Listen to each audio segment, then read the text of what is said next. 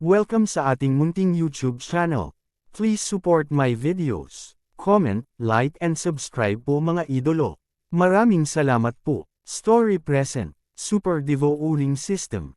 Kabanata 1631. Si Headstrong ay isang itinerant na immortal dati, kaya naman mabilis siyang nakarecover sa peak ng Heaven Ascension Stage Level 9. Gayunpaman, si Yezuan ay umakyat ng mag-isa. Hindi ka panipaniwala na kaya niyang makapasok sa tuktok ng Heaven Ascension Stage Level 9 sa isang iglap. Maingat na pinalaki ng ulo si Yezuan. Tinansya niya na ang lakas ni Yezuan ay malamang na hindi mas mahina kaysa sa kanya. Anong halimaw? Sa oras na ito, may isang binata sa tabi ni Headstrong na nasa tuktok din ng Heaven Ascension Stage Level 9. Dapat siyang maging punong disipulo ng Life Saint Sect, si Renfeng. Bilang karagdagan, naroon ang numero 1 henyo ng lahing demonyong Panglei, si Yao Tian, at ang alagad ni Old Immortal Tianju, si Lin Zhanhao. Ang mga henyo ng Panglei Demon Race, Tianju Palace, Glazed Knights, Life Saint Sect, at Buddhist Sect ay naroon lahat. Pinangunahan ni Fairy Liuli si Yezuan at ang dalawa pa at umupo. Sa oras na ito, ang mata ni Old Immortal Tianju ay bumagsak kay Yezuan at sinabing, mukhang hindi ka nagulat. Mukhang alam mo na ang aking pagkakakilanlan. Nang marinig ito, nagulat si Fairy Liuli. Lumingon din ang lahat para tumingin kay Yezuan. Pagbati, Senior, si Yezuan ay nagmamadaling tumayo at bumati.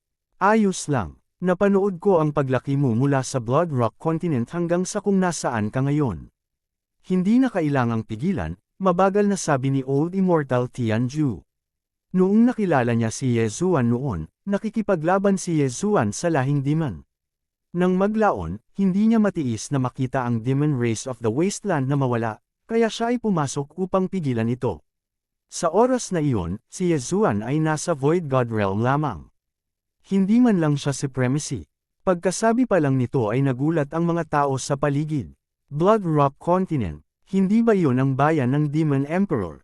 Oo, ang Demon Emperor ay mukhang mula sa Wasteland Demon Race ng Blood Rock Continent. Hindi ko inaasahan na ang binatang ito ay manggagaling sa parehong lugar ng Demon Emperor.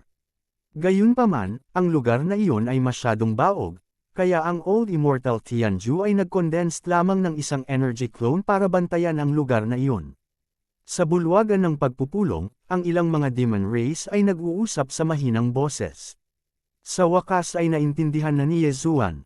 Ang Demon Emperor na pinag-uusapan ng mga demon race na ito ay ang Dragon Sparrow Fairy, ang asawa ni Old Immortal Tianju. Sino ang mag-aakala na ang Blood Rock Continent ay talagang gumawa ng isang kahangahangang figure? We'll talk about the little fox later.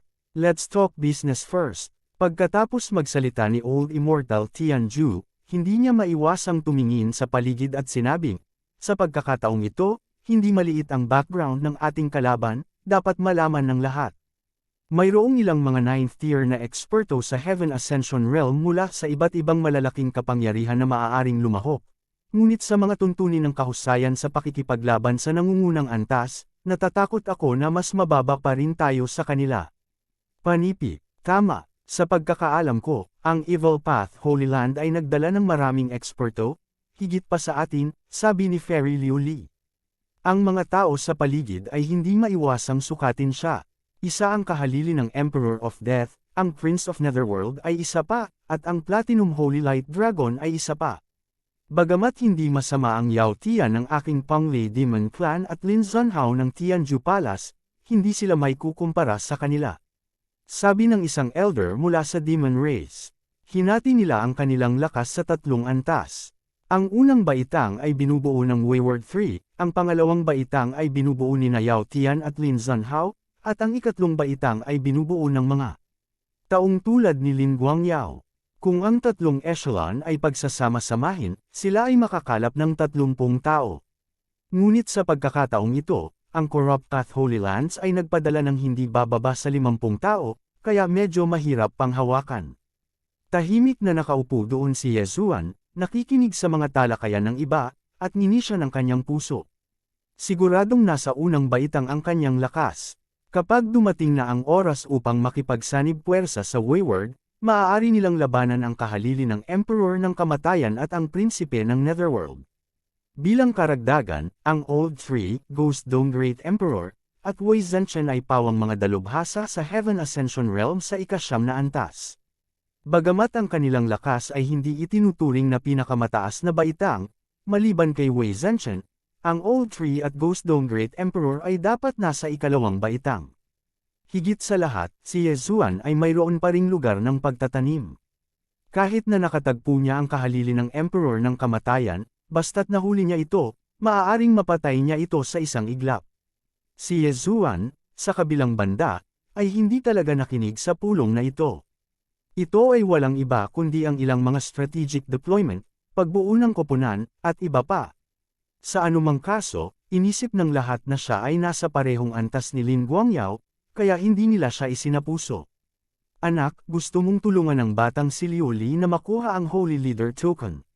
Biglang nagpadala si Wayward ng voice transmission kay Yezuan. Oo, kung hindi, natatakot ako na nasa unang baitang pa rin ako ng Heaven Ascension Realm. Para matulungan akong makalusot, nagbayad din siya ng malaking halaga, sagot ni Yezuan. Scammer ka, kung sinabi mo kanina, binigay ko na lang sayo. Tapos, ginamit ko na sana ang Holy Leader Token para pilitin ang kasal. Walang magawa si Wayward. Hindi mo ba gusto ang Heavenspan Treasure Map? Gulat na tanong ni Yezuan. Ang Heavenspan Treasure Map ang kailangan ng Life Saint Sect ko, pero nagbago ang isip ko.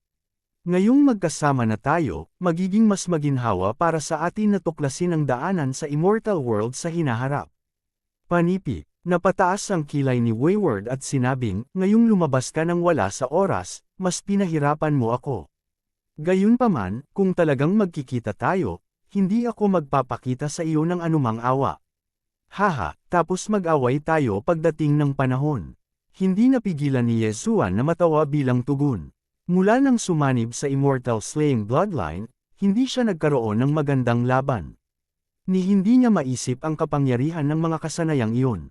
Ang Wayward na ito ay dapat maging isang mahusay na kalaban. Pagkatapos ng lahat, siya ay dating isang loose immortal. Okay, pero iminumungkahi ko na magkapit kamay muna tayo para harapin ang Holy Land of Death at ang Netherworld Holy Land. Ang dalawang puwersang ito ang pumatay sa marami sa mga disipulo ng Life Saint Sect ko, sabi ni Wayward. Okay, tumango si Yezuan. Dahil nakapag-meeting sila dito, ibig sabihin ay pansamantala silang magkampi. Ipapadala muna nila ang Evil Path Holy Land na lumilipad. At pagkatapos ay magpapasya kung sino ang may-ari ng Holy Leader Token. Matagal nang nagaganap ang battle meeting, at ngayon ay umabot na sa kasukdulan nito. Biglang nagtanong si Fairy Liu Li, ang kahalili ng Demon Emperor na iyon, hindi pa natin nakikita. Maaari ba siyang lumabas at makipagkita sa atin? Pinuna ng kahalili ng Demon Emperor ang kalahati ng mana ng Demon Emperor. Gusto niyang umasa sa kalahating ito ng mana para hanapin ang kalahati, kaya siya ang pinakamahalagang tao sa pagkakataong ito. Okay, tumango ang Old Immortal Tianju at agad na nagpadala ng voice transmission sa isang tao. Kasabay nito, sinulyapan niya si Yezuan na nakaupo sa tabi ni Fairy Liu. Li, medyo kakaiba ang naramdaman ni Yezuan, ngunit sa sumunod na sandali, biglang nanginig ang kanyang katawan. Pakiramdam niya ay isang pamilyar na aura ang mabilis na papalapit sa conference hall. Pwede ba? Hindi makapaniwala si Yezuan at tulala siyang nakatingin sa entrance ng conference hall. Hindi nagtagal, isang maliit na boses ang pumasok sa ilalim ng proteksyon ng dalawang eksperto sa 9th Layer Heaven Ascension Realm. Ito ay isang maliit na batang babae na tila mga 6 na taong gulang. Ang kanyang hitsura ay nabigla sa lahat ng naruroon. Hindi kaya ang batang babaeng ito ang kahalili ng Demon Emperor? Matapos maramdaman ng lahat ang aura sa kanyang katawan, nakumpirma nila ito. Ang batang babae na ito ay talagang nasa tuktok ng 9th Layer Heaven Ascension Realm. Gayunpaman, sa oras na ito, ang pinakanagulat na tao ay si Yezuan, dahil may ilang uri ng koneksyon sa pagitan niya at ng batang babaeng ito. Luo-luo, Kabanata 1632, paano ito naging posible? Gaano katagal na simula noong muling nagkatawang tao si Luo-luo? Paano ito naging posible? Dinilat ni Yezuan ang kanyang mga mata. Natitiyak niya na ang maliit na batang babae na ito ay ang reincarnation ni Luo-luo dahil nagkaroon siya ng master at servant blood contract kay Luo-luo sa kanyang nakaraang buhay. Kahit na siya ay muling nagkatawang tao, hindi ito nasira. Gayunpaman, hindi naiintindihan ni Yesuan kung paano lumaki ng husto si Luoluo sa loob lamang ng isang buwan. Hindi kaya direktang ipinanganak siya sa isang katawan. O gumamit ba siya ng ilang paraan upang mapabilis ang kanyang paglaki? Naglakad ang maliit na babae sa harap ni Yesuan at ginamit ang kanyang malalaking mata para palakihin si Yesuan. She asked curiously, "Kuya, bakit may kakaiba sa atin?" Ito. Hindi alam ni Yesuan kung paano ipapaliwanag. "Luoluo, dito ka muna." Biglang sumigaw si Old Immortal Tianju. Si Yesuan ay hindi makapaniwala. Hindi niya inaasahan na pagkatapos muling magkatawang tao si Luoluo, hindi lang siya nakapasok sa Monster Clan, tinawag din siyang Luoluo. Siyempre, maaaring ito ang pangalan na pinalitan ng Old Immortal Tianju para sa kanya. Nang marinig ni Luoluo ang boses ni Old Immortal Tianju, napatingin siya kay Yesuan. Pagkatapos, tumakbo siya at umupo sa kondongan ni Old Immortal Tianju. Pagkatapos, tinawag niya, "Lolo." Sa pagkakataong ito, muling nabigla si Yesuan. "Lolo, si Luoluo ay talagang ipinanganak bilang apo ni Old Immortal Tianju. Huwag mong intindihin. Nakilala ko lang siya bilang aking Diyos apong babae. Ipinanganak siya sa Monster Fox Clan at nakuha ang mana ng Monster Emperor."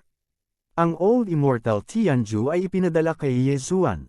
"Nakikita ko." Tahimik na tumanggo si Yesuan. Ang bagay na ito ay hindi mahalaga. Gayunpaman, hindi niya inaasahan na si Luoluo ang kahalili ng Monster Emperor. Ito ay masyadong nagkataon. Nangangahulugan ito na kapag dumating ang oras, hindi nahahanapin ni Luoluo ang kalahati ng mana. Lahat nakuha ni Luoluo ang mana ng Monster Emperor. Pagdating ng panahon, hahanapin niya tayo para hanapin ang kalahati ng mana ng Monster Emperor at ang Holy Lord Token. Sabi ni Old Immortal Tianju sa lahat.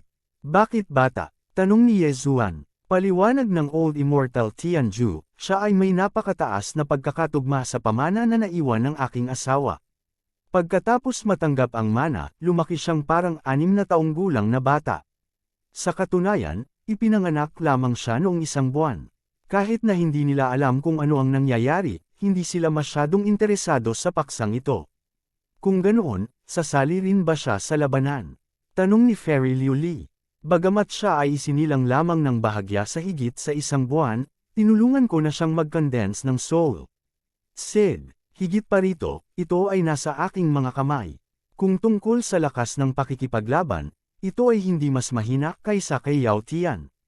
Kaya naman, pagdating ng panahon, hahayaan ko siyang bumuo ng isang maliit na pangkat ng 3 kasama sina Yao Tian at Lin Zhenhao. Sabi ni Old Immortal Tianju. Sina Yao Tian at Lin Zhenhao ang pangalawang echelon sa mga tuntunin ng lakas ng labanan. Kung ang lakas ni Luoluo ay katulad ng kay Yao Tian, magkakaroon sila ng isa pang general. Pinakamahalaga, mayroon silang binhi ng kaluluwa, na gagawing mas ligtas sila. Sa katunayan, alam ni Yesuan na ang ikalawang kalahati ng pangungusap ay para sa kanya. Kung wala siyang binhi ng kaluluwa, tiyak na tututol siya. Kung ganoon, kailan tayo aalis? Patuloy na tanong ni Fairy Liu Li. Ang iilang masasamang banal na lupain na iyon ay malamang nahanda na. Bukod dito, nakahanap sila ng isang makapangyarihang tagapagmana ng Eye of Space. Kahit na umalis tayo sa kawalan, hindi tayo makakapagtago mula sa kanila. Sa makatuwid, aalis tayo bukas, sagot ni Old Immortal Tianju. Si Luoluo ang susi para mahanap ang kalahati ng mana ng Demon Emperor. Bukod dito, siya ay nasa tuktok ng Heaven Ascension Stage 9. Madali siyang mahanap ng mga kaaway. Ang pinakamahalaga, ang mana ng Demon Emperor ay malapit sa Ponglei Demon Tribe.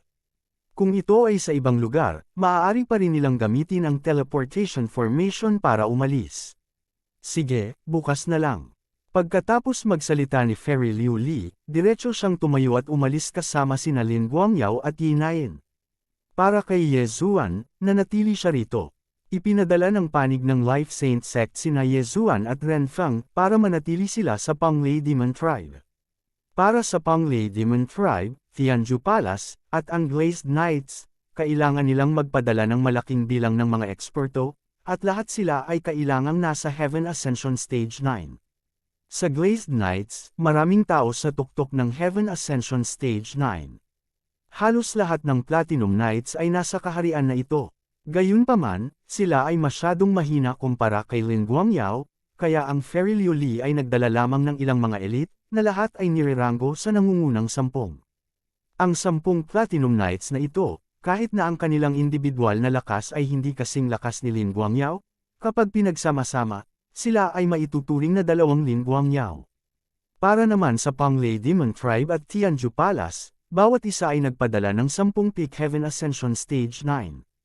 Ang masasamang banal na lupain ay nagbigay ng malaking kahalagahan sa labanang ito ng banal na Panginoon, kaya't sila ay magpadala ng higit pang mga eksperto. Bumalik si Fairy Liu Li para mag-ayos, habang si Yezuan ay nanatili sa Panglay Demon Tribe. Sa oras na ito, tanging sina Old Immortal Tianju, Luo Luo, at Yezuan lamang ang naiwan sa Assembly Hall. Lolo, bakit may kakaiba akong nararamdaman sa kuya na ito?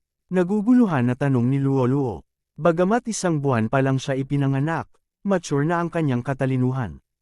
Pagkatapos ng lahat, siya ay nasa tuktok ng Heaven Ascension Stage 9. Ikaw talaga ang reincarnation ng kanyang kapatid na babae, ngunit hindi mo na-unlock ang iyong minanang alaala, kaya hindi mo siya nakikilala. Magiliw na sabi ni Old Immortal Tianju.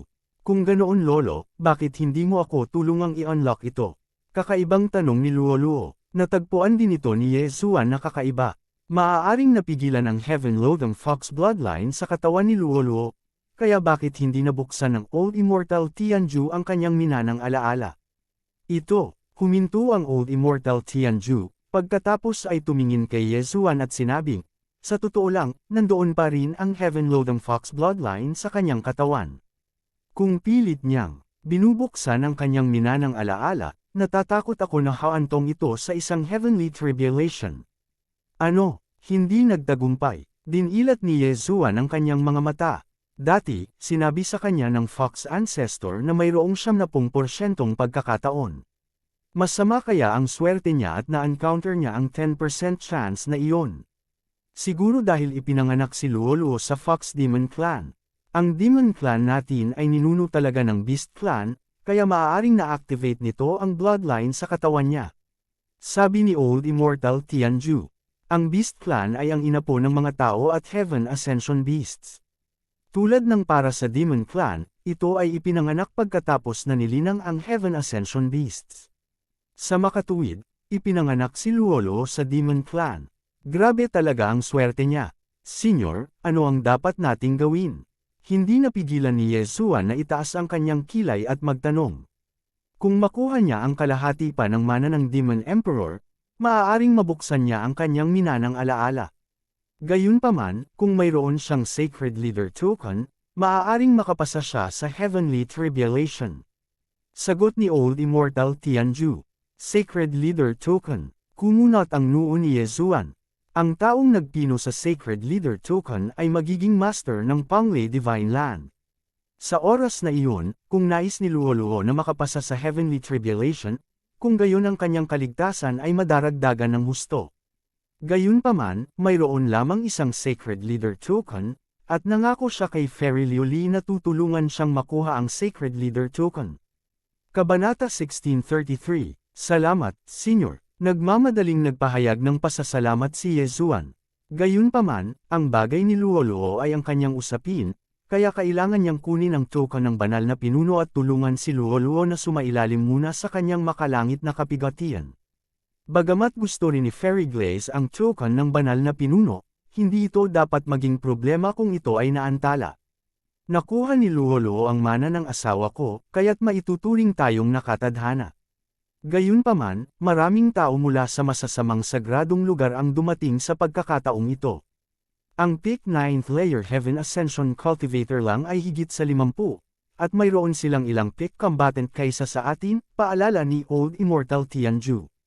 Kahit ano paman, hindi ko hahayaang makuha nila ito. Malaki ang tiwala ni Yezuan. Ang pinakamahalaga, kung ang masasamang sagradong lugar ay nakakuha ng token ng banal na pinuno, kung gayon ang Panglay Sacred Ground ay magiging kanilang mundo sa hinaharap.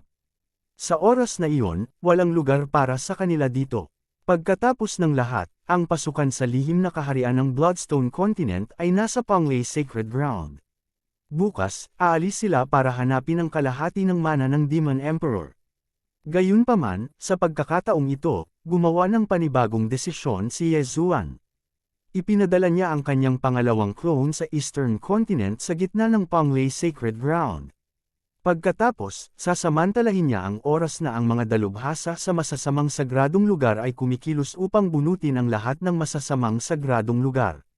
Bagamat hindi sapat ang lakas ng pakikipaglaban ng kanyang pangalawang clone ng walang pagsasanib, ang Old Tree, Ghost Dome Emperor, at Wei Zhenchen ay naghihintay lahat sa planting space.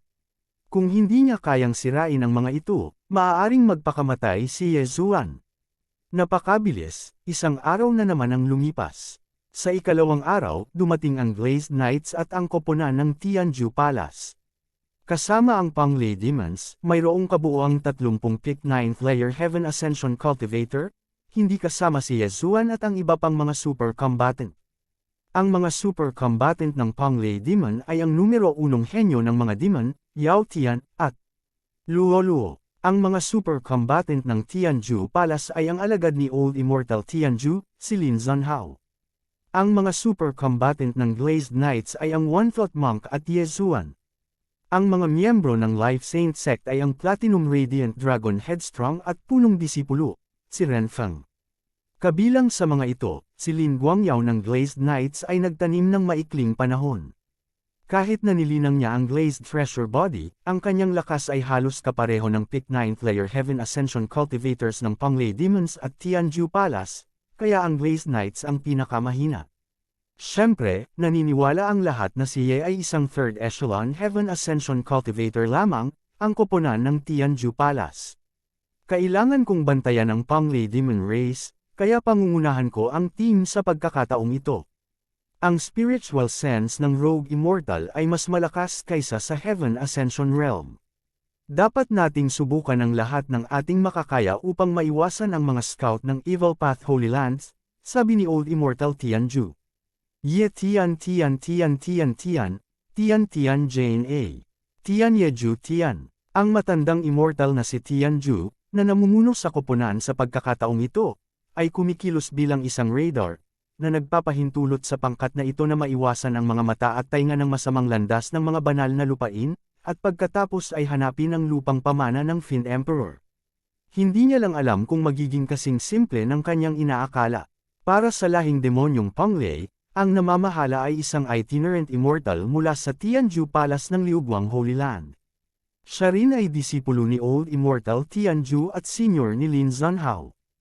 Ang espasyo ng Panglay Demon Clan ay medyo matatag. Hindi naging problema para sa itinerant immortals na gumawa ng hakbang. Hindi sila magkakaroon ng parusa ng langit na Dao. Sa makatuwid, kahit na dumating ang mga tao mula sa Evil Dao Holy Lands, mamamatay pa rin sila. Sa oras na ito, pinangunahan na nina Old Immortal Tianju at Fairy Liuli ang kanilang koponan palayo sa Panglay Demon Clan. Maraming mga mata at tainga ng masasamang banal na lupain sa paligid ng lahing demonyong Panglay. Gayunpaman, sa pagkakataong ito, pinamunuan sila ng dalawang loose immortals. Madali nilang naiwasan ang mga especially iyan na ito. Matapos pinuhin ni Luo Luo ang kalahati ng mana ng Demon Emperor, naramdaman niya na nagmumula ito sa hilagang silangan. Kaya naman, patungo sila sa direksyong iyon. Bagamat hindi mabilis ang kanilang bilis, ito ay napakaligtas. Kahit ngayon, hindi pa sila natuklasan ng mga especially iyan ng Corrupt Path Holy Lands. Gayunpaman, sa huli, ang papel ay hindi makabalot ng apoy. Pagkatapos ng lahat, ang Corrupt Path Holy Land ay hindi lamang nagpadala sa Heaven Ascension Expert sa pagkakataong ito. Mayroon ding mga loose immortals. Yu, Tianju, Liu Li, saan ka nagmamadaling pumunta? Biglang umalangaw ang isang sarcastic na boses. Nang marinig ito, nagbago ang mga ekspresyon ni Old Immortal Tianju at Fairy Liu Li. Tumangala sila at nakita ang isang escarlata na figure na lumilipad mula sa abot tanaw. Ang taong ito ay may pulang buhok at nakasuot ng pulang sandata sa labanan.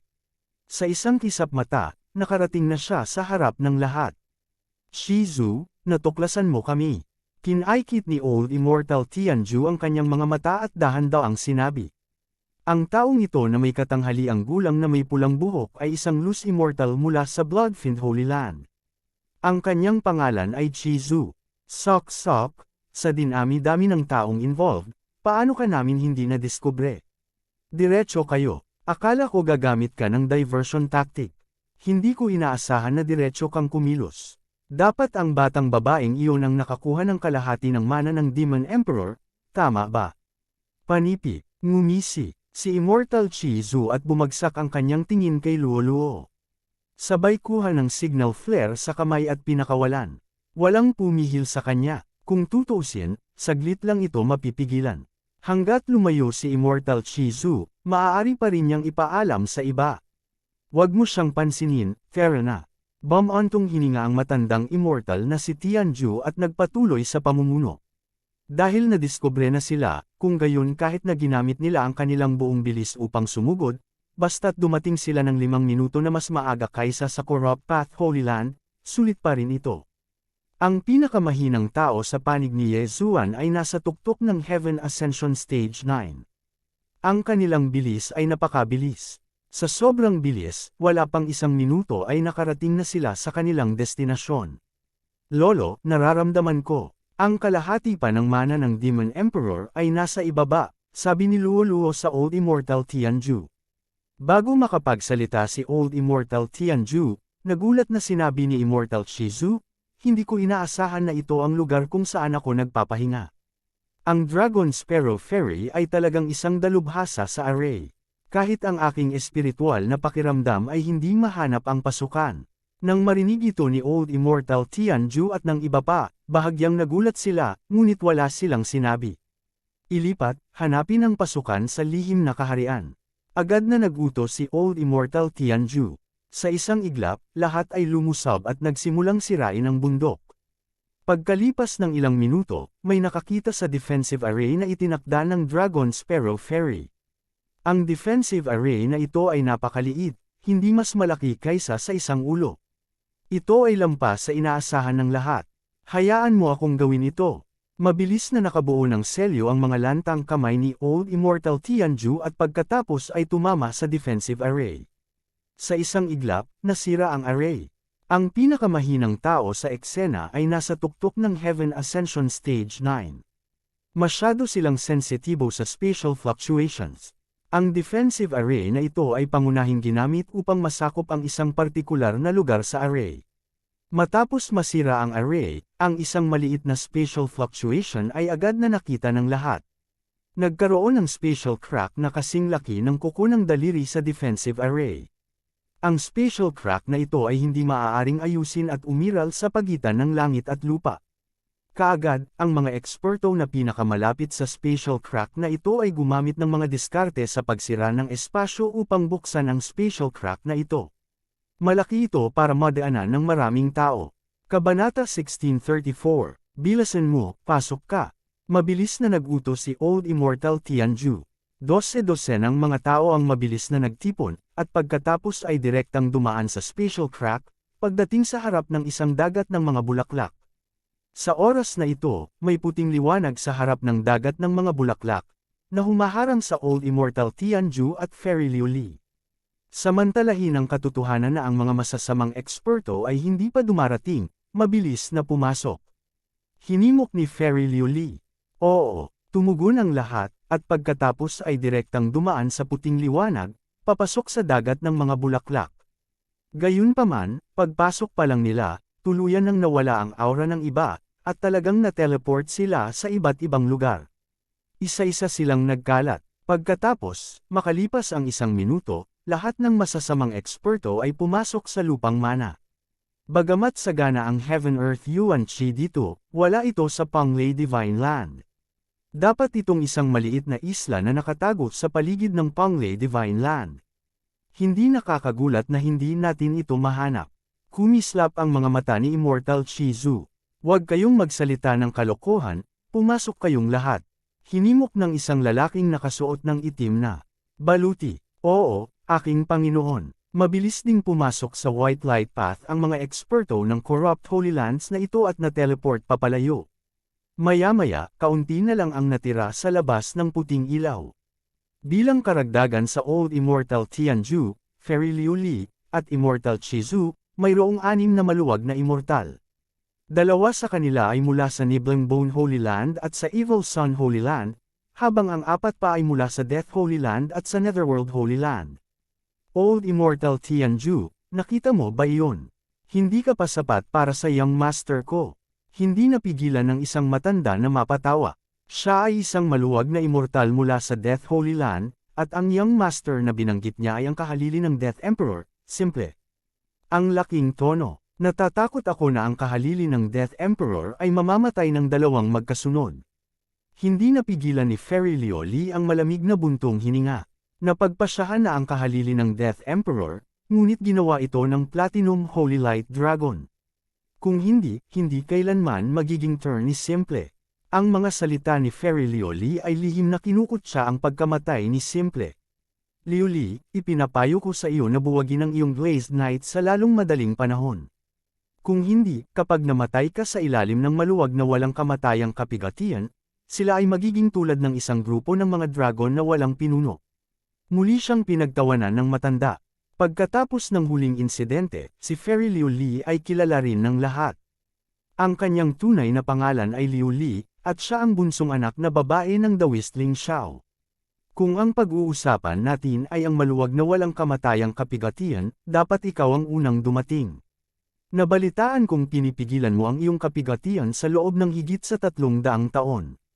Ano, napakaluwalhati bang mamuhay ng isang kawalang galang na pag-iral sa loob ng higit sa 300 taon? Ngumisi pabalik si Fairy Liu Li. Humph! Natigilan ang matanda. Para sa iba pang 2 bodiless celestial mula sa Nether Saint Land, nanatili silang tahimik. Sa pagkakataong ito, inimbitahan ng Netherworld Holy Land ang disipulo ng isang eksperto. Sila ang pinakamalamang na puwersa na nakakuha ng Holy Master Token. Kasabay nito, sinimulan din ng pangalawang doppelganger ni Yezuan ang clean-up operation nito. Sinasamantala ang pagkakataong ito, handa siyang alisin ang lahat ng mga tao mula sa masasamang sagradong lugar na nakatalaga sa sacred land ng Panglei. Hindi ko inaasahan na magkakalat sila pagkatapos dumaan sa puting ilaw. Si Yezuan, na nasa Land of Inheritance ng Fey Emperor, ay nakaramdam ng kaunting kawalan. Sa oras na ito, siya ay nasa dagat ng mga bulaklak. Sa abot ng mata, walang buhay na nilalang. Gayunpaman, ang dagat ng mga bulaklak na ito ay hindi isang ordinaryong lugar. Ang mga bulaklak sa ilalim ng kanyang mga paa ay nagbuga ng puting nakal-alasong fog. Ang ilan ay naging sanhi ng mga tao na mahulog sa mga ilusyon, habang ang iba ay naging sanhi ng pagkakatulog ng mga tao. Sa kabutihang palad, si Yezuan ay may bloodline ng Immortal Phoenix Divine Bloodline, kaya wala itong epekto sa kanya. Bukod dito, mayroong isang malaking halaga ng puting fog sa dagat ng mga bulaklak na ito na humahadlang sa paningin at espiritual na kahulugan. Kung walang Eye of Revelation si Yezuan, madali sana siyang nawala. Bagamat nakapasok na tayo sa lupang pamana ng Fey Emperor, ang susunod na hakbang ay hanapin ang lupang mana ng Fey Emperor. Napaisip si Yezuan sa kanyang sarili. Ngayon pa lang, kasama niyang pumasok si Luoluo sa lugar na ito, kaya dapat ay nahiwalay si Luoluo sa iba. Sa kabutihang palad, may kaunting distansya pa rin sa pagitan niya at ni Luoluo, kaya malinaw niyang naramdaman ang posisyon ni Luoluo. Hindi lamang iyon, ngunit si Luoluo ay ganoon din. Gayunpaman, nang si Yezuan ay lumilipad sa dagat ng mga bulaklak patungo sa hilaga kung saan naroon si Luoluo, isang figure ang biglang tumawid. Immortal Eye of Revelation. Itinuon ni Yezuan ang kanyang mga mata at nalaman na ito ay isang taong hindi niya kilala. Kilala niya ang 30 eksperto mula sa Glazed Knights, Panglei Demon Clan, at Tianju Palace, ngunit ang taong ito ay nakasuot ng itim na roba at hindi pamilyar ang mukha, kaya tiyak na kaaway siya. Wala sa listahan. Mukhang isa kang basura. Mamatay. Nanlamig ang mukha ng lalaking nakasuot ng itim, at direktang naglunsad ng pag-atake kay Yezuan. Sok, third echelon ka pa lang. Ngumisi si Yezuan, at mabilis na naglaslas ng maraming beses gamit ang kanyang espada. Nihility Flame Sword Wave. Swish! Ang itim na sinag ng espada ay tumagos sa hangin, agad na sinira ang pag-atake ng kalaban, at pagkatapos ay hiniwa ang kanyang katawan sa kalahati.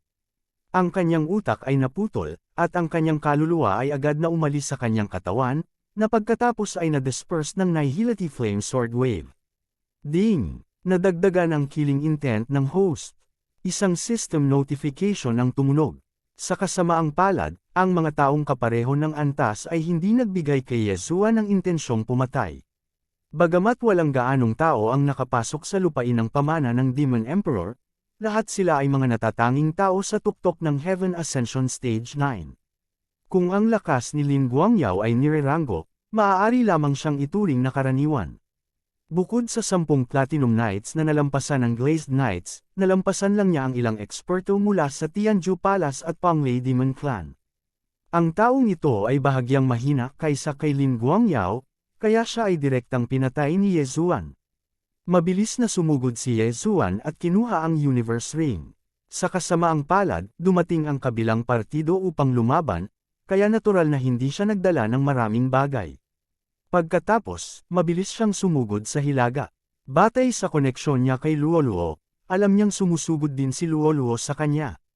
Gayunpaman, nakatagpo siya ng 2 ignorante na eksperto mula sa mga banal na lupain ng Evil Path sa daan, at pareho silang pinatay niya kaagad. Kuya, isang boses na tila isang silver bell ang umalangaw-ngaw.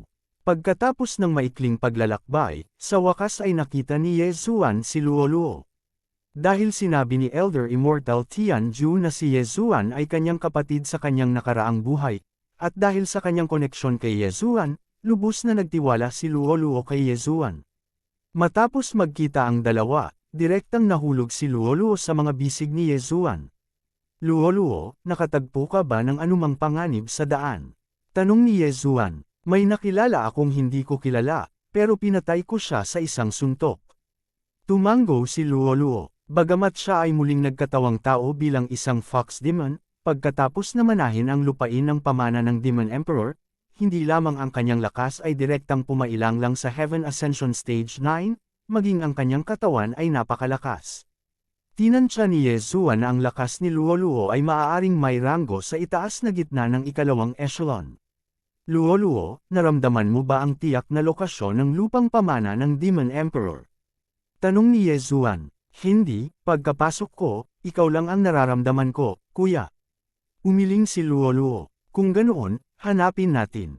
Namilog ang mga mata ni Yezuan, at direktang tinawag niya ang Ghost Dome Great Emperor at Wei Zhenchen, pagkatapos ay hinayaan si Luoluo na sumama sa kanila. Ang lakas ng labanan ng Ghost Dome Great Emperor ay napakalakas, at malamang na siya ay nasa top 3 nanograms ikalawang echelon, kaya hindi nag-alala si Yezuan.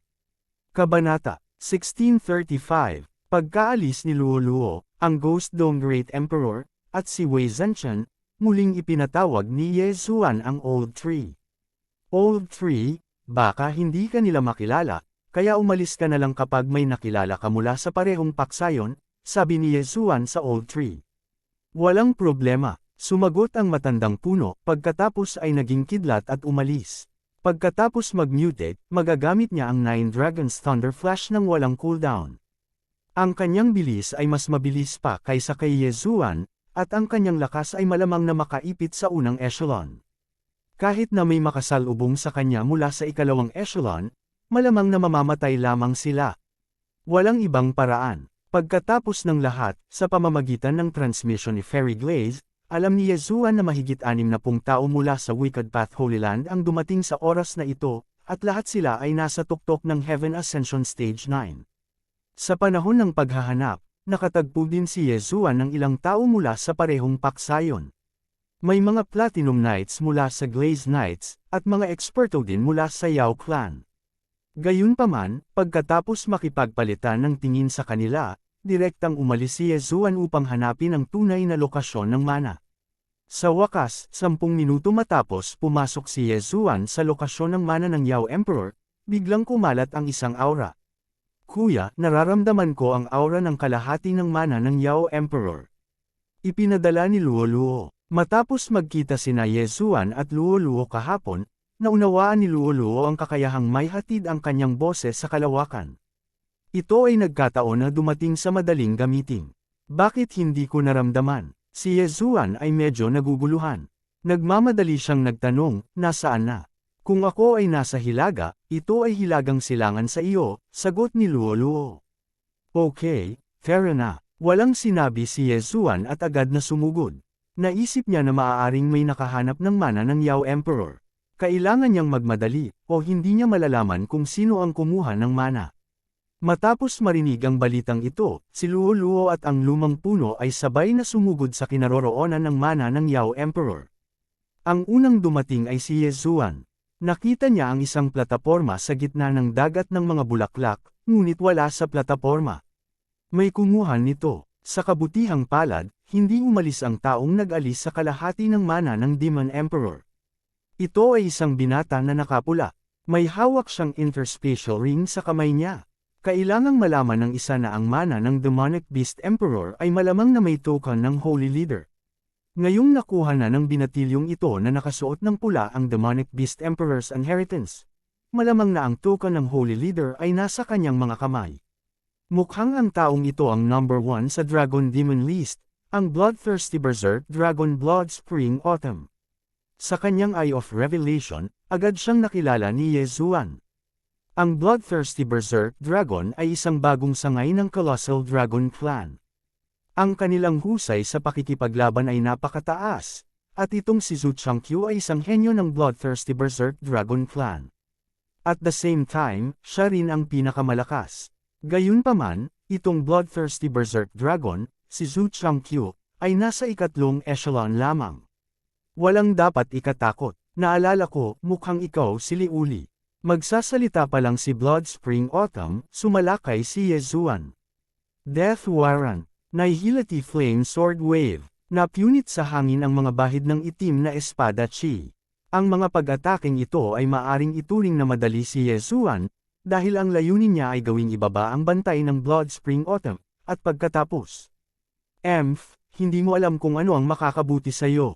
Ang Blood Spring Autumn ay huminga lamang ng malamig, naghahanda na sirain ang mga pag-atake ni Yezuan. Gayunpaman, sa sandaling siya ay umatake, ang figure ni Yezuan ay biglang nawala, at pagkatapos ay muling lumitaw sa kanyang likuran.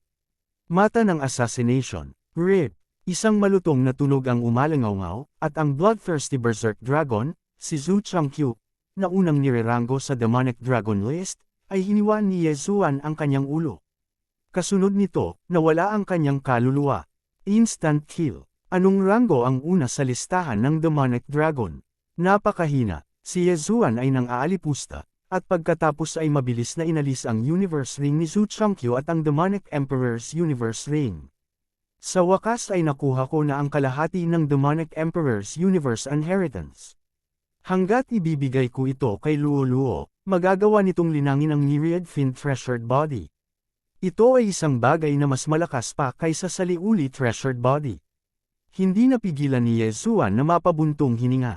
Gayunpaman, hindi niya nakita ang Holy Leader Token sa Universe Ring na ito. Tila nasa ibang lugar ang Holy Leader Token. Luo, nakuha ko na ang kalahati ng Demonic Emperor's Universe Inheritance. Ibibigay ko na ito sa iyo ngayon. Pagkatapos magsalita ni Yezuan, mabilis siyang lumipad patungo kay Luo. Kuya, nakilala ko ang simpleng iyon. Biglang nag-transmit si Luo. Ang kahalili ng Emperor ng kamatayan, simple. Nang marinig ito, itinaas ni Yezuan ang kanyang kilay. Talagang tiyak na magkikita ang mga kalaban sa isang makipot na daan. Nakilala niya si Simple dati. Ang taong ito ay sinubukang nakawin ang kanyang Wheel of Death ng paulit-ulit. Nang maglaon, noong siya ay nasa Black Flame Dragon Tribe, natalo siya ni Capricious, at hindi na muling nagpakita. Ngayon, maghihiganti si Yezuan. Sa kasamaang palad, ang espasyo sa lihim na kaharian na ito ay matatag pa rin. Kahit na ginamit ni Yezuan ang Eye of Space, hindi siya makalusot sa kawalan at makapasok. Ding! Kasalukuyang hindi magagamit ng host ang Eye of the Void. Hindi lamang iyon, ngunit kahit na ang Eye of the Void ay hindi magagamit. Ghost Dome Emperor, Wei Zhenchen, ipagpaliban ang lalaking iyon para sa akin. Malapit na kami ng Old Tree. Nagmamadaling pinaalalahanan sila ni Yezuan.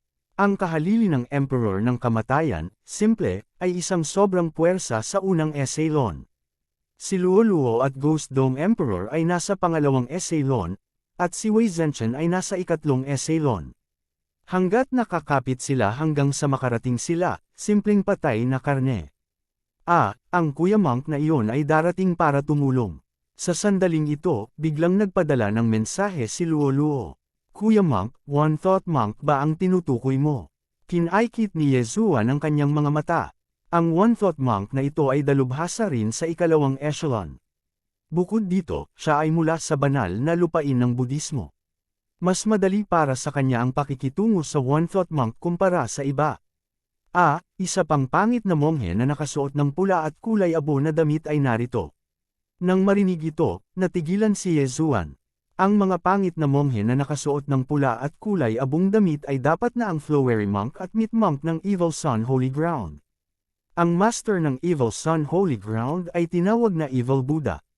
Sinabi na ang Evil Buddha ay dating alagad ng Buddhist Supreme. Nang maglaon, siya ay pinatalsik mula sa banal na lupain ng Budismo. Pagkatapos noon, pumunta siya sa Evil Sun Holy Ground at naging general sa ilalim ng master ng Evil Sun Holy Ground. Matapos bumagsak ang master ng Evil Sun Holy Ground, minana niya ang Holy Lord Token at naging bagong master ng Holy Ground. Sa madaling salita, ang Flowery Monk at Meat Monk ay parehong mula sa Evil Sun Holy Ground. Magkaaway sila. Ang dalawang taong ito ay mga dalubhasa sa ikalawang echelon. Dagdag pa sa katotohanang narito si Luoluo ay nasa isang napakadelikadong sitwasyon. Wei Zhenchen, kumusta ang sitwasyon sa panig mo? Nagmamadaling tanong ni Yezuan. Bagamat maaari niyang ibahagi ang kanyang paningin, nakikita lamang niya at hindi nararamdaman ang sitwasyon. Nagpadala ng mensahe si Wei Zhenchen na nagsasabing hinaharangan ng Buddhist monk One Thought ang kahalili ng Emperor of Death, simple. Samantalang ang tatlo pa, nakikipag-away sila sa dalawang monghe. Sinabi rin niya na ang kahalili ng Emperador ng Kamatayan, simple, ay hindi kasing lakas ng kanilang inaakala. Tumayo ka dyan, malapit na ang old tree. Nararamdaman niya ang lokasyon niya at ng iba pa. Relatively speaking, mas malayo siya. Bukod dito, ang old tree ay mas mabilis, kaya natural na ito ang unang dumating. Kabanata 1636. Wala pang 2 segundo, dumating sa pinangyarihan ang old tree. Sa kanyang pakikilahok sa labanan, agad na nagbago ang sitwasyon. Pagkatapos ng lahat, ang old tree ay maaaring ituring na pangatlong echelon sa labanan. Ding! Tumaas ang killing intent ng host. Ding! Tumaas ang killing intent ng host. 2 system notification ang tumunog. Direktang nakatanggap si Yezuan ng 2 halaga ng layunin ng pagpatay. Ito ay mula sa pagkamatay ng Flower Monk at Meat Monk. Tulad ng para sa kahalili ng Emperor ng Kamatayan, si Hiyi, ang kanyang katawan ay pinasabog din ng isang suntok mula sa old tree. Kaya isa lang itong death clone? Natigilan si Yezuan. Hindi nakakagulat na sinabi ni Wei Zhenchen na si Hiyi ay hindi kasing lakas ng kanyang inaakala. Isa lang itong clone. Gayunpaman, para sa isang clone lamang na makalaban sa isang pag-iisip, itong si Bei ay talagang hindi isang ordinaryong tao. Sa wakas, dumating din si Yezuan sa pinangyarihan. At akala ko ito ang orihinal na katawan ni Hiyi. Hindi ko akalaing isa lang itong death clone. Kung hindi, si Luoluo at ang iba pa ay maaaring nasa panganib. Sa wakas ay nakahinga ng maluwag si Yezuan. Pagkatapos, nagpasalamat siya sa One Thought monghe. Salamat, Master. You're welcome, sir. Gayunpaman, maaari ko bang dalhin ang mga bangkay ng Flower Monk at ng Meat Monk? Tanong ni One Thought monghe. Sige na. Tumango si Yezuan. Si Evil Buddha ay alagad ng Buddhist Venerable. Ang Flower Monk at ang Meat Monk ay dating bahagi ng Buddhist Holy Land, kaya gustong ibalik ng One Thought ang mga bangkay. Luoluo, ito ang kalahati ng legacy ng Demon Emperor. Pagkatapos, ibinigay ni Yezuan ang Ring of Cosmos kay Luoluo. Kung aayusin ko ito ngayon, malamang aabutin ako ng isang araw, pero kumunat ang noo ni Luoluo. Bagamat kamakailan lamang siya ipinanganak, hindi mababa ang kanyang katalinuhan. Hindi ito ang oras para pinuhin ang pamana ng Demon Emperor. Ayos lang, may lugar si Kuya para pinuhin mo ito.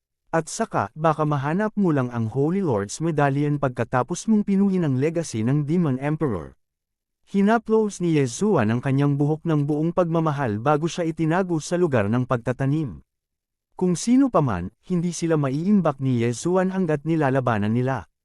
Gayunpaman, hindi pa niya binabawi ang kanyang kontrata sa Luoluo. Hanggat gusto niya, maaari niyang itabi ang mga ito. Matapos muling magkatawang tao si Luoluo, wala na siyang anumang alaala kaya't napaka-curious niya sa lugar ng pagtatanim. Gayunpaman, mabilis siyang nasanay at sinimulang pinuhin ang kalahati ng mana ng Demon Emperor. Gayunpaman, natural na hindi sasayangin ni Yezuan ang araw na pinipino ni Luoluo ang kalahati ng mana ng Fey Emperor. Nais niyang ipagpatuloy ang kanyang paghahanap. Kahit na hindi niya mahanap ang token ng Holy Leader, sulit pa rin ang pagpatay sa ilang mga kaaway. One Thought Master. Mangyaring mag-ingat. Naikuyong ni Yezuan ang kanyang kamao sa One Thought Monghe bago direktang umalis. Bago pa makapagtanong ang One Thought tungkol sa pagkakakilanlan ng Old Tree at Ghost Dome Emperor, nakaalis na si Yezuan. Napabuntong hininga na lamang siya at nagpatuloy sa paghahanap ng mga kasama. Ang Mystic Realm na ito ay kakaiba din. Ang mga signal flare ay walang epekto at mawawala kaagad kapag sila ay tumaas sa hangin. Gayunpaman, ang mga may mababang lakas ay magsasama-sama pagkatapos magkita sa isa't isa, at ang koponan ay patuloy na lalago. Yezuan, sinabi ng Old Immortal Tianju na dapat lang nating mahanap ang Holy Leader token pagkatapos pinuhin ang kumpletong mana ng Demon Emperor. Biglang nagpadala ng mensahe si Fairy Liu Li. Alam ko, ibinigay ko na ang kalahati ng mana kay Luoluo. Kasalukuyan niyang pinipino ito. Tumango si Yezuan. Sige, isa pa, lahat ng mga tao natin ay nagtitipon sa silangan. Doon mo sila makikilala, naiintindihan. Dahil doon, agad na binago ni Yezuan ang kanyang ruta at sumugod sa silangan. Bagamat kaya niyang gumalaw mag-isa, magiging napakahirap pa rin kung sasabayan niya ang Emperor of Death at ang prinsipe ng Netherworld. Makalipas ang ilang sandali, matagumpay niyang nakilala ang iba. Mabilis na nilingon ni Yezuan ang paligid at natuklasan na wala pang kalahati ng mga tao ang pumasok. Wayward, Renfang, Lin Zhanhao, Lin Guangyao, at humigit kumulang 100 iba pang tao. Yezuan, may nabangga ka bang mas malakas? Hindi naiwasang magtanong ni Wayward nang makita niya si Yezuan. Nakilala ko ang isang simpleng death clone, pati na rin ang Flowery Monk at Meat Monk mula sa Sheyang Sacred Land, sagot ni Yezuan. Pinatay mo ba sila? Nagtaas ng kilay si Wayward. Oo naman. Tumango si Yezuan. Hindi siya mahina, kaya halatang kailangan niyang patayin ang mga ito. Not to mention the death clone, kahit simpleng death clone lang, malamang mamamatay din siya. Kung iyon ang kaso, pagkatapos ay iulat ang sitwasyon ng labanan. Lumingon si Wayward para tumingin sa iba. Agad na idinagdag ni Lin Guangyao, 6 na tao mula sa Glazed Knights ang kilala na namatay. Sa mga pumasok, ang Glazed Knights ang pinakamahina sa mga tuntunin ng individual na lakas ng labanan. Ang ilan sa kanila ay hindi man lang makaipit sa ikatlong echelon, kaya inaasahang makararanas sila ng matinding casualty. 4 na tao mula sa Panglay Demon Tribe ay namatay na rin, sabi ng isang eksperto mula sa Demon Tribe. 3 tao mula sa Tianju Palace ang namatay, sabi ni Lin Zhanhao, ang disipulo ng Tianju Palace Elder. Sa kabuuan, nawalan sila ng 13 katao. Medyo mabigat pa rin ang mga pagkalugi. Pagkatapos ng lahat, sa mga eksperto mula sa Panglay Demon Clan at sa Tianju Palace na namatay, mayroon ding mga matandang halimaw na nagtanim ng 10,000 taon. Ang kanilang lakas sa pakikipaglaban ay maaaring maipit sa ikalawang echelon. Yezuan, ang mana ng Demon Emperor na iyon ay kailangan pa ng 1 araw para pinuhin. Tanong ulit ni Wayward. Oo, napino na ito ni Luoluo sa aking espasyo. Tumango si Yezuan. Bagamat malaki ang posibilidad na ang banal na pinuno token ay lilito lamang pagkatapos nating kolektahin ang kumpletong mana ng Demon Emperor, hindi tayo maaaring manatili lamang dito ng 1 araw. Lumipat tayo sa grupo. Tumingin si Wayward sa paligid. Ayos lang sa kanya na lumipat ng mag-isa, ngunit kung ang iba ay lumipat ng mag-isa, sila ay halos tiyak na mamatay kapag sila ay nakatagpo ng isang eksperto. Ngayon, nagtipon sila para sa layuning ito. Bahagyang tumango ang lahat ng naroroon, pagkatapos ay nagsimulang bumuo ng mga grupo ng 2 o 3. Maging ang mga dalubhasa sa ikalawang echelon ay ganoon din. Ye Zuan, interesado. Ka bang gumawa ng malaking bagay? Biglang ngumiti si Wayward ng nakakaloko.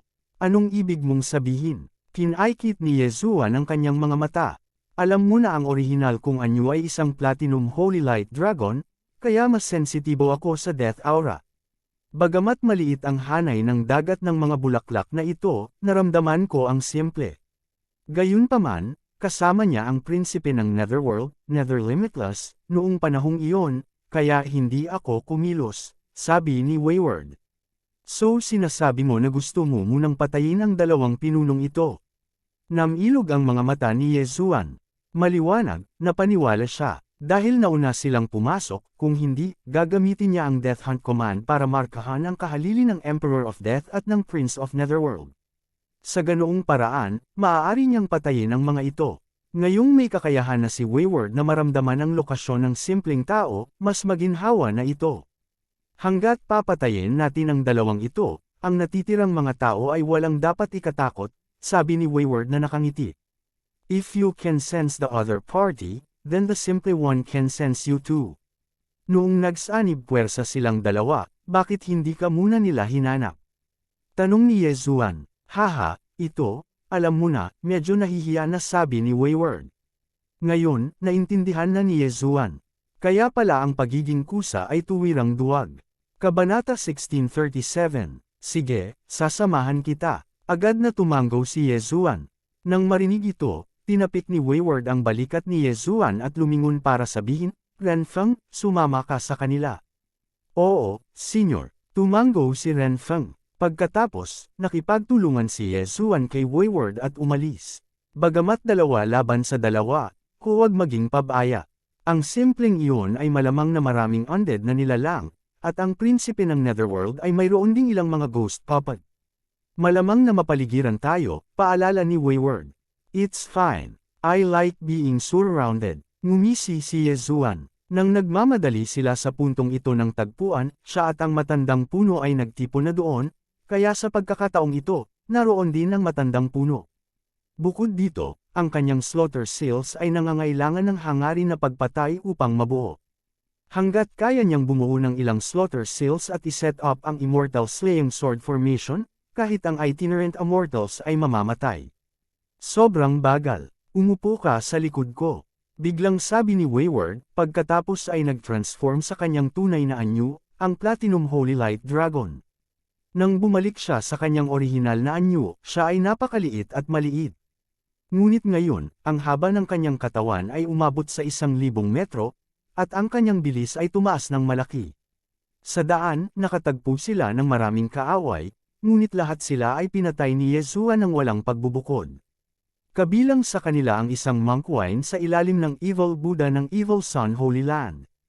Ang kanyang lakas ay dapat na higit sa average sa ikalawang echelon. Sa kasamaang palad, nakatagpo niya sina Ye Zuan at Wayward. Sa kanyang tunay na anyo, dinala ng Platinum Holy Light Dragon si Ye Zuan sa paligid ng dagat ng mga bulaklak.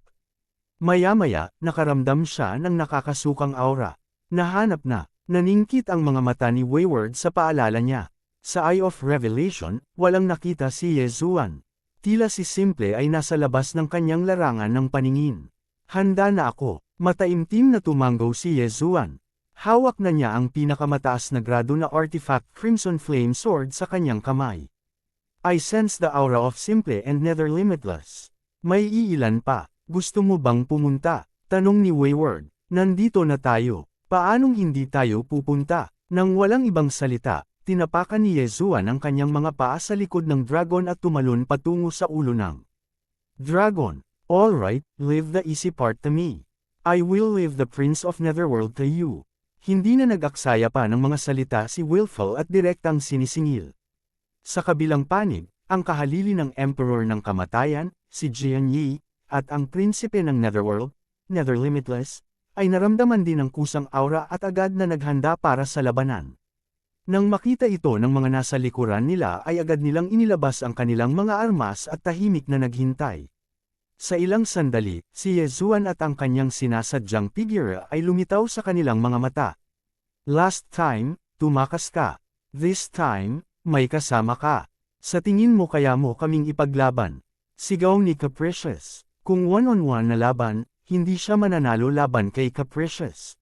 Gayunpaman, sila ngayon ay nasa parehong panig ng Netherworld Holy Land. Sa pagtutulungan ng magkabilang panig, malaki ang tsansa nilang manalo. Ngunit paano nila nalaman na si Yezuan ay talagang isang hidden superpower? Cut the crap! Papuntahin kita para makita ang senior mong kapatid. Umungol si Wilful, at agad na umatake. Kasabay nito, si Yezuan ay naniningil sa ilalim ng proteksyon ng Ghost Dome Great Emperor at Wei Zhenchen. Slaughter Seal. Kaagad na ginamit ni Yezuan ang bagong kasanayan ng kanyang immortal slaying bloodline, at agad na nag-condense ng Slaughter Seal. Kung gugustuhin niya, maaari niyang doblehin ang kanyang lakas sa pakikipaglaban ngayon. Hindi, triple ito. Again, damn, hindi ito magagamit. Biglang idinilat ni Yezuan ang kanyang mga mata. Noong una ay gusto niyang paikliin ang tatlong Slaughter Seals. Sa ganoong paraan, maaari niyang direktang triplehin ang kanyang combat power at patayin ang kanyang mga kaaway ng walang problema. Gayunpaman, hindi niya inaasahan na ang Slaughter Seal ay hindi maaaring gamitin ng tuloy-tuloy. Tila hindi ganoon kadaling gamitin ang kasanayan sa Slaughter Seal. Dahil hindi ito magagamit, pagkatapos ay patayin natin. Ang mga mata ni Yezuan ay kumikislap na may layuning pumatay. Kasabay nito, ang mga katangian ng Ghost Dome Great Emperor at Wei Zhenchen ay tumaas ng 2 beses. Di namamatay na kaluluwang labanan. Bago ang labanan, napag-usapan na nina Yezuan at Wayward ang isang diskarte. Kung sila ay lumaban, ang Wayward ay maaantala sina Jianyi at Nether Limitless, at papatayin ni Yezuan ang natitirang mga tao. Bukod kina Jianyi at Nether Limitless, may 4 pang eksperto. Gayunpaman, hindi nila alam kung sila ay nasa pangalawa o pangatlong echelon. Gayunpaman, hindi na ito mahalaga. Matapos ay activate ang kanyang Undying Battle Soul, si Ghost Dome Great Emperor at Wei Zhenchen ay sumugod sa 2 eksperto. Buong lakas na winalis ng una ang kanyang espada at pinalipad ang isa sa kanila. Hindi rin mahina si Wei Zhenchen. Dahil mahalaga ang labanang ito, direktang ginamit ni Yezuan ang Sword Blade Storm. Sa isang iglap, 10,000 dugong espada ang tumama at nilamon ang 2 eksperto. Sa kabilang banda, mabilis na nakipag-usap si Yezuan sa 2 pang eksperto. Dahil nasa iisang kaharian sila, hindi gaanong tumaas ang kanyang layunin sa pagpatay. Since ganito, tapos gamitin natin. Ngayon lang napagtanto ni Yezuan na nakikipag-away siya sa isang taong kapareho ng antas. Itinuring niya na kahit na lumaban siya ng 1 oras, mahihirapan siyang i-condense ang isang Slaughter Seal. Sa makatuwid, direkta niyang inactivate ang Slaughter Seal at ginamit ang Slaughter State, na naging dahilan upang ang kanyang lakas sa pakikipaglaban ay tumaas ng 2 beses. Sa kabilang banda, nabigla sina Jianyi at Nether Limitless nang makita nilang agad na pinatay ang 4 na eksperto. Sa pagkakataong ito, hindi na sila nang ahas na maging pabaya. Mabilis nilang inilabas ang kani-kanilang trump card mula sa kanilang interspatial rings. 2 skeletal dragon, 2 nether puppets. Ang 2 skeleton na ito ay itinerant immortal dragons noong sila ay nabubuhay pa. Maaari silang ituring na mga pseudo-immortal na hayop. Pagkatapos nilang mamatay, napakalakas ng kanilang combat power. Nang magsanib puwersa ang 2 skeletal dragon, maging si Jianyi ay kailangang mag-ingat. Tulad ng para sa 2 nether puppets, sila ay personal na pinino ng Netherworld Emperor. Sila rin ay itinerant immortals noong nabubuhay pa sila, kaya napakalakas nila. Ang 4 na undead na nilalang na ito ay maaaring lahat ay pumigil sa unang echelon.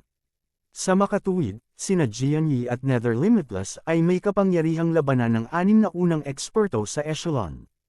Damn it, I know you have trump cards. But don't underestimate me. Galit na sigaw ni Wayward. Isang sinag ng puting liwanag ang lumabas mula sa kanyang bibig at mabilis na lumawak. Isa itong puting haligi na may nakapulupot na dragon. Sa sandaling ito ay lumitaw, ito ay nagningning ng walang hangganang liwanag. Nang dama po ang banal na puting liwanag na ito sa skeletal dragons at sa nether puppets, agad silang nagbuga ng berdeng usok.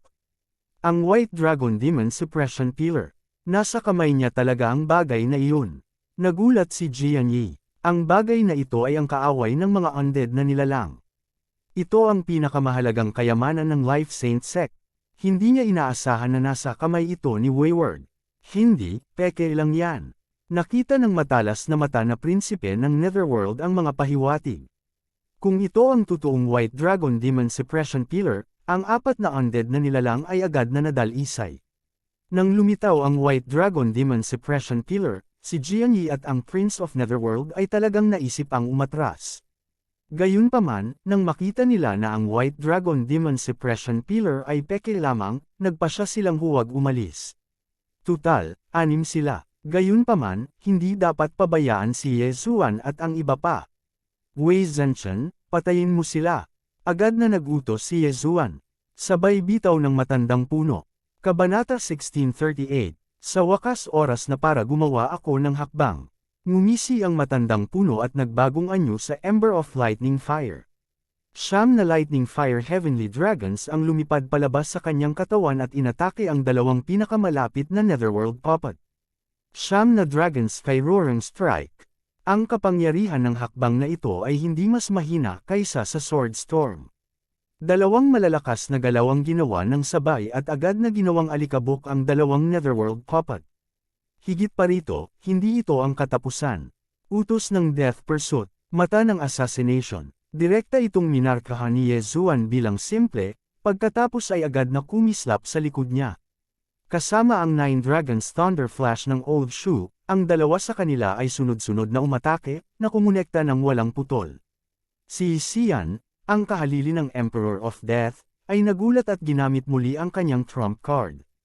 Katawan na walang kamatayan. Nang malapit ng dama po sa kanyang katawan ng mga pag-atake ni Ye Zuan at Old Shu, ang kanyang katawan ay biglang lumaki ng ilang beses.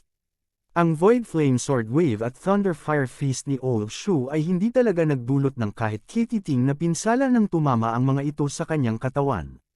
Ang disipulo ng Emperador ng Kamatayan ay talagang hindi madaling pakitunguhan. Gayunpaman, ang layunin ni Ye Zuan at Old Tree sa pagkakataong ito ay hindi upang patayin si Xian, ngunit upang pigilan si Xian na kontrolin ang dalawang Bone Dragon.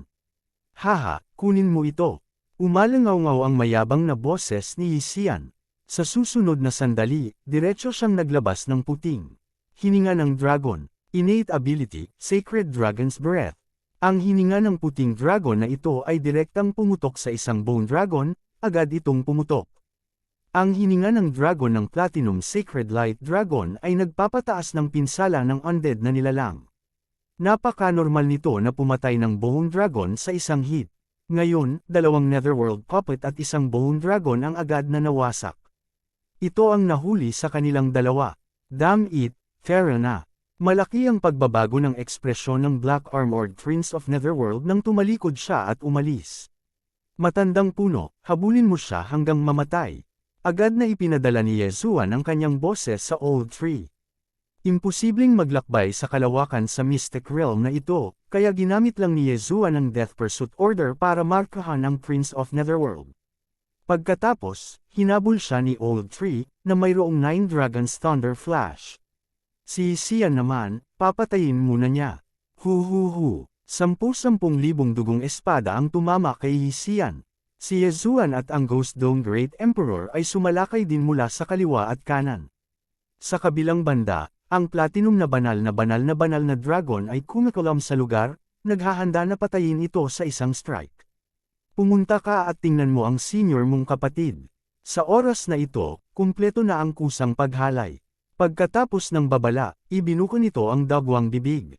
Ang magaan ay napapaligiran mula sa 3 panig at walang mapagtataguan.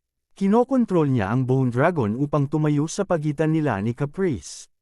Boom! Ang hininga ng banal na dragon ay sumabog, at ang Bone Dragon ay ginamit bilang isang kalasag upang harangan ang pag-atake. Kung maglakas loob kang hawakan ako, siguradong hindi ka bibitawan ni Master.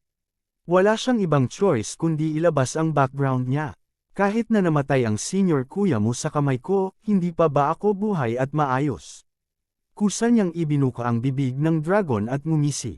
Ang Life Sacred Land, ang Buddhist Sacred Land, ang Death Sacred Land, at ang Nether Sacred Land ay apat na Great Sacred Lands. Para naman sa master ni Simple, ang Emperor of Death, siya ang master ng Holy Land of Death at may malalim na background. Gayunpaman, hindi rin masama ang background ni Caprice. Ang kanyang lolo ay ang master ng Life Sacred Land, at ang kanyang lakas ay mas malakas pa kaysa sa Emperor of Death. Kaya, ano ang dapat katakutin? Pagkatapos gamitin ang Undying Body, kamangha-mangha ang depensa ni Simple. Kahit na ang Sword Storm at Void Flame Sword Ripples ay hindi makalusot. Gayunpaman, ang Undying Body na ito ay tiyak na may limitasyon sa oras. Kapag natapos na ang oras, si Simple ay magiging isda sa chopping board. Na-condensed na ni Caprice ang pangatlong Holy Dragon's Breath, ngunit hindi na siya makapaghintay at direktang pinakawalan ito. Boom! Ang hininga ng dragon na ito ay nagpawi ng daan-daang dugong espada at pagkatapos ay sumabog sa nagbagong katawan ni Ultraman. Ang Undying Body, na immune sa normal na pag-atake, ay direktang nasira ng hininga ng banal na dragon na ito. Si Simple ay nasugatan ng husto at nagluwan ng isang subo ng dugo. Talagang makapangyarihan ang Emperor of Death's Undying Body. Gusto kong makita kung gaano kalaki ang kakayahan mo. Malamig na sumangot si Caprice at pinakipot muli ang kapangyarihan ng banal na liwanag. Kasabay nito, kinokontrol niya ang White Dragon Demon Suppression Column upang basagin ang Simple. Bang! Hindi mataas ang pinsala ng White Dragon Demon Suppression Column, ngunit maaari nitong masiyahan si Caprice. Umalis ka sa daan ko. Galit na galit si Simple. Itinaas niya ang kanyang kamao at pinalipad ang White Dragon Demon Suppression Column. Sabay humanap ng bakas para makatakas. Sa kasamaang palad, mayroong libu-libong mga espadang dugo ang nakapaligid sa kanya. Hanggat tatakbo siya sa anumang direksyon, susundan ni Yezuan at ng Ghost Dome Emperor. Walang paraan para makatakas siya. Sa kabutihang palad, mayroon pa siyang binhi ng kaluluwa sa mga kamay ng kanyang amo, kaya hindi siya masyadong desperado. Kahit na namatay siya sa pagkakataong ito, magagamit niya ang binhi ng kaluluwa para muling mabuhay. Isa ito sa mga benepisyo ng hindi pagpasok sa Itinerant Immortal. Sa oras na ito, kumislap ang mga mata ni Simple. Bigla siyang nakaisip ng solusyon. Dahil gusto mong mamatay, tutuperin ko ang hiling mo.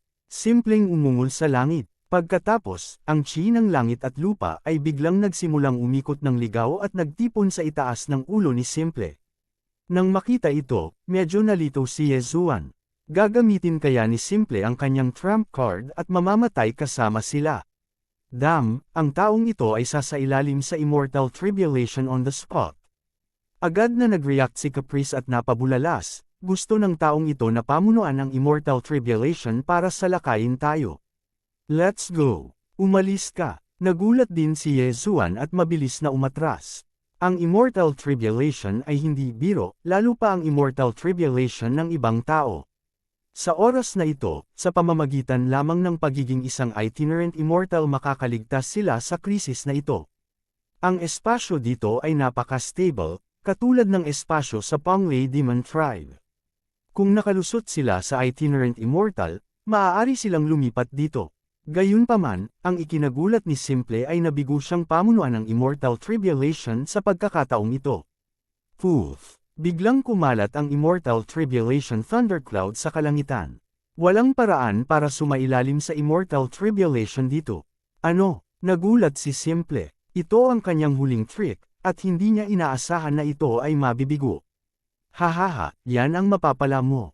Tumawa ng malakas si Caprice. Simpleng orihinal na gustong gamitin ang Immortal Tribulation para takutin sina Yezuan at Caprice. Pagkatapos, direkta siyang sasailalim sa Immortal Tribulation at magiging isang itinerant immortal. Sa ganoong paraan, makakatakas siya. Hindi niya inaasahan na hindi siya makakaranas ng Immortal Tribulation dito. Siya ay tapos na para sa, kung maglakas loob kang hawakan ako, tiyak na mamamatay ka ng walang libingan. Simpleng hindi nakalimutang magbanta sa huli. Gayunpaman, nang matapos siyang magsalita ay nagsimulang lumiit ang kanyang katawan. Malapit nang matapos ang tagal ng immortal body.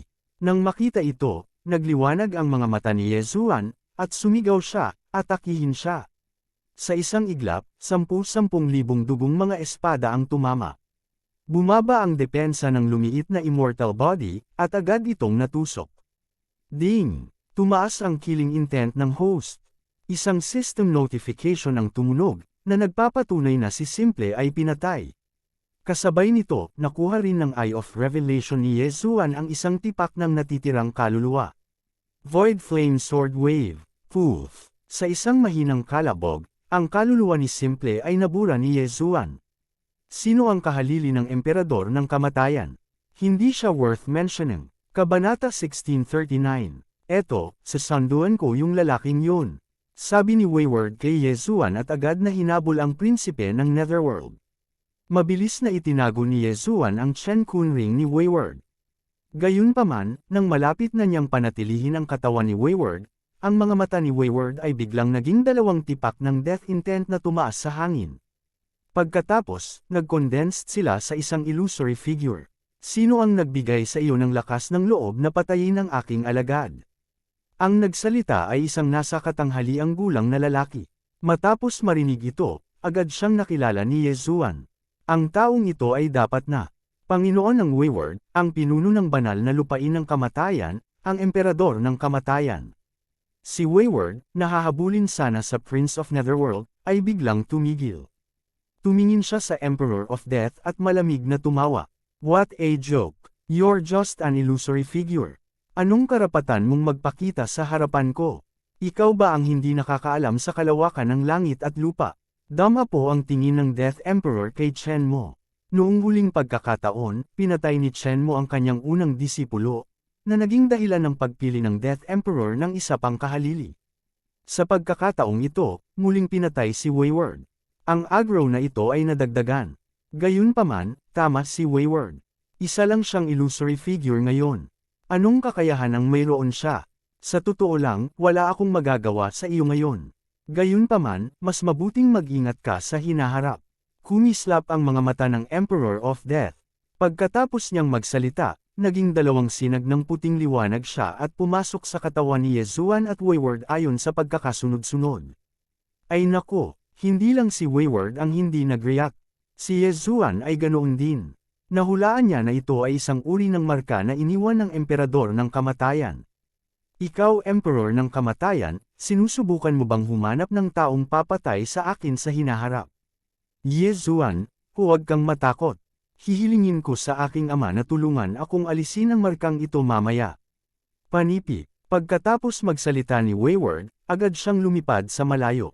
Pagkatapos ng lahat, ang prinsipe ng Netherworld ay nakatakas. Hindi gaanong pinansin ni Yezuan ang markang iniwan ng Emperor of Death. Tutal, nasa Panglay Holy Land siya ngayon. Kahit na personal na dumating ang Emperor of Death, wala siyang magagawa sa kanya. Gamit ang shared vision, nakikita ni Yezuan ang figure ng Prince of Netherworld sa pamamagitan ng mata ni Old Tree. Ang prinsipe ng Netherworld, Nether Limitless, ay bahagyang mas mahina kaysa sa Wayward. Gayunpaman, magaling siyang tumakas. Matandang puno, hinabol mo sila. Maghihiwalay kami ni Capricious at tabihan sila. Agad na ipinadala ni Yezuan ang kanyang boses sa Old Tree. Sige, ang prinsipe ng Netherworld ay medyo mabilis. Sa kanyang 9 Dragons Thunder Flash, halos hindi siya makasabay ng Old Tree. Gayunpaman, ang dagat ng mga bulaklak ay may limitadong saklaw. Kapag nakarating na sila sa gilid, sila ay kakatok ni Yezuan o Caprice. Sa daan, nakasalubong ng Prince of Netherworld ang ilang tao.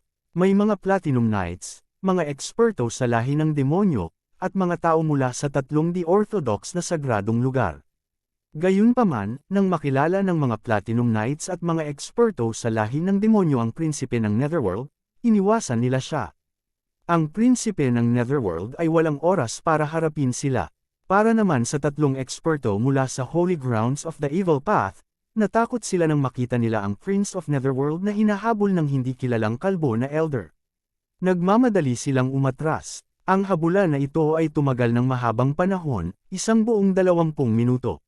Matapos tumakas ang prinsipe ng Netherworld ng buong bilis sa loob ng 20 minuto, narating niya ang gilid ng dagat ng mga bulaklak, na siyang gilid din ng hanay. Sa pagkakataong ito, kung hindi siya magbabago ng direksyon, aabutan siya ng matandang puno. Damn it! Ang ekspresyon ng prinsipe ng Netherworld ay nagbago ng husto. Pagkatapos, lumipad siya patungo sa kanluran. Nagkataon, ang kanluran ay kung saan patungo si Yezuan. Haha, nabangga tayo. Tawa ng tawa si Yezuan. Ang kanyang mga mata ay kumikislap habang ginagamit niya ang Eye of Assassination at lumitaw sa likod ng Prince of Netherworld. Bagamat mahigit 20 minuto na ang lumipas at ang double amplification ng Slaughter State ay matagal nang lumipas, huwag kalimutan na maaaring gamitin ni Yezuan ang Slaughter Seal ng 3 beses sa isang araw. Massacre Mode. Agad na sumabog si Yezuan, at muling dumobble ang kanyang aura. Pagkatapos, nilaslas niya ang kanyang espada sa likod ng ulo ng prinsipe ng Netherworld. Walang laman ang Flame Sword Ripple. Whoosh! Umuungol ang hangin. Agad na inatake ng Scarlet Flame Sword ang likod ng ulo ng Prince of Netherworld. Ang pag-atakeng ito ay hindi mahina. Kung hindi ito maiiwasan ng prinsipe ng Netherworld, natural na lilipad ang kanyang ulo. Damn it, Netherworld Dharma Body. Naging malamig ang ekspresyon ng prinsipe ng Netherworld, at ang kanyang katawan ay biglang naging ilusyon. Pagkatapos, ang Scarlet Flame Sword ni Yezuan ay dumaan sa kanya na parang tinaga sa tubig. Kung tungkol sa prinsipe ng Netherworld, siya ay ganap na hindi nasaktan. Magandang galaw. Nagulat si Yezuan. Maganda nga ang hakbang na ito, ngunit narinig niya ang system notification na ang Netherworld Dharma Body ay hindi maaaring kopyahin. Tila masyadong mataas ang antas, o may ilang partikular na salik na hindi niya nasisiyahan. Gayunpaman, hindi ito mahalaga. Kailangan niyang patayin muna ang Prince of Netherworld. Habang hinaharangan ni Yezuan ang prinsipe ng Netherworld, ang lumang puno ay lumitaw sa harap ng prinsipe ng Netherworld sa isang iglap. Poof! Dumaan ang kamay ng matandang puno sa katawan ng prinsipe ng Netherworld. Ang anak ng Netherworld Emperor ay hindi ganoon kadaling pakitunguhan. Ang kahalili ng emperador ng kamatayan ay simple. Nilinang niya ang immortal body at naging Ultraman, na ginagawang hindi masisira ang kanyang buong katawan. Para sa anak ng Netherworld Emperor, Nether Limitless, nilinang niya ang Netherworld Dharma Body at hindi naapektuhan ng lahat ng uri ng pag-atake. Gayunpaman, Wei Zhenchen, palibutan mo siya. Ngumisi si Yezuan. Sa sumunod na sandali, biglang sumulpot si Wei Zhenchen at direktang binalot silang tatlo, na walang iniwang puwang para makatakas. Sa sandaling ito, nagdilim ang ekspresyon ng prinsipe ng Netherworld. Gayunpaman, nagpanggap siyang kalmado at tumawa. Hahaha, sa tingin mo kaya mo akong patayin ng iilan lang sa inyo? Ang mga ordinaryong pag-atake ay talagang walang silbi laban sa iyo, ngunit bakit hindi mo subukang muli ang hakbang na ito? Sa sandaling ito, napangisi si Yezuan at biglang lumayo sa Old Tree. Pagkatapos, napunit ni Wei Zhenchen ang isang butas, at isang sinag ng puting liwanag ang tumama mula sa labas. Ang sinag ng puting liwanag na ito ay ang Breath of the Sacred Dragon na inilabas ni Wayward sa pagmamadali. Ang mga ordinaryong pag-atake ay walang silbi laban sa Netherworld Dharma Body, ngunit magagawa ng Wayward's Breath of the Sacred Dragon. Ang prinsipe ng Netherworld ay nilamon ng puting liwanag at agad na dinalisay. Maging ang kanyang kaluluwa ay nabura, naiwan lamang ang isang interspatial ring. Dahil hindi siya pinatay ni Yezuan, natural na walang halaga ng layunin ng pagpatay. Gayunpaman, bukas palad na sinabi ni Wayward, "Eto, kunin mo." Maraming salamat. Hindi nag-atubili si Yezuan at kinuha ang interspatial ring ng Prince of Netherworld. Gayunpaman, tulad ng inaasahan niya, walang gaanong laman sa loob. Ngayong patay na ang kahalili ng Emperor ng kamatayan at ng prinsipe ng Netherworld, walang sinuman sa Mystic Land naman ng Demon Emperor ang makakapigil sa kanila. Sok, sok, sok. May Netherworld puppet din na nilinis mula sa bangkay ng isang itinerant immortal. Ngumisi si Yezuan. Ang lakas ng labanan ng Netherworld puppet na ito ay nasa antas ng unang echelon, at ito ay lubhang mahalaga. Ngayong wala ng kalaban, maghiwalay muna tayo at patayin muna ang lahat ng tao mula sa evil Holy Land. Pagkasabi nun ay tumalikod na si Wayward. Hanggat pinapatay nila ang lahat ng mga eksperto mula sa evil Holy Land, hindi nila kailangang matakot sa token ng Holy Leader kahit na ito ay lumitaw. Kabanata 1640. Sa oras na ito, sa labas ng lihim na kaharian. Hahaha, good, this is really good news. Pati ang Prince of Netherworld ay nahulog na rin doon. This is great news. Hindi napigilan ng matandang immortal na si Tianju na matawa. Ipinakalat din ni Yezuan ang balita ng pagkamatay ni Simple sa pamamagitan ni Fairy Liu Li. Ngayon, kumalat na ang balita ng pagkamatay ng prinsipe ng Netherworld, si Nether Limitless. Hindi makapaniwala ang Rogue Immortals ng masamang sagradong lupa. Isang bagay para kay Blood Shankyo, Monk Floweri, at sa iba pa ang mamatay, ngunit paano rin mapapatay ang unang echelon ng labanan? Anong nangyari? Ang Platinum Holy Light Dragon ay hindi kayang pumatay ng dalawang magkasunod na tao. Ang mga Rogue Immortal na ito ay hindi maiwasang mag-isip.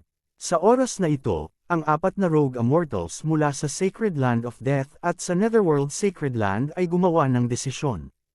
Ang apat sa kanila ay hindi lamang mga bodyguard para sa Simple at Nether Limitless. Nagpunta sila dito para sa ibang layunin. Gayunpaman, nag-imbito rin ang Netherworld Sacred Land ng isang eksperto, ngunit matagal na siyang hindi nagpakita. Walang nakakaalam sa kanyang ginagawa.